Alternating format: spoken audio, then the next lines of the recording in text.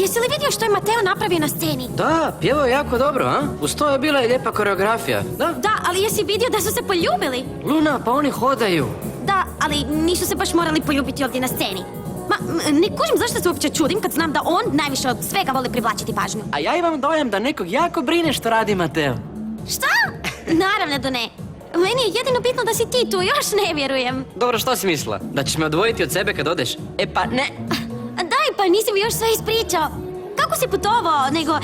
zašto te generalica otpustila? Mislio sam... Gdje ćeš boraviti? Kad si Luna, ovdje, pusti me moraš da mi to pričam. reći sve. Čekaj da ti odgovorim. Gledaj, prvo me je otpustila. Dobro, ili nije?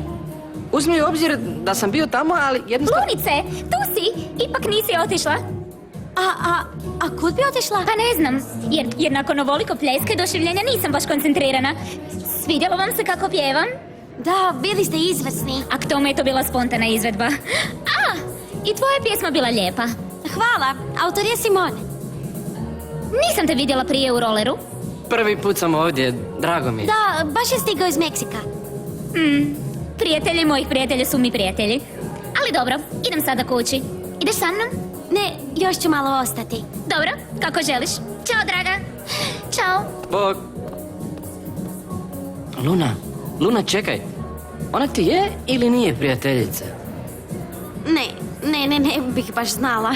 Ali, gle, Nina, ona mi je prijateljica.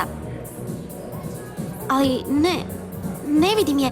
Htjela sam vas upoznati, ali baš šteta. Nije važno, već ćeš nas upoznati. To znači da misliš ostati tu? Ne, odlazim za par sati. Šalim se, Luna, ti već želiš da odem? Ne, naravno da ne. Sada kad si tu, nikad te više ne puštam. Nikad je puno vremena. Čuj, a gdje misliš boraviti? Iskreno, uopće nemam pojma, ali pronaći ću već nešto, ne brini se, okej? Imam ideju.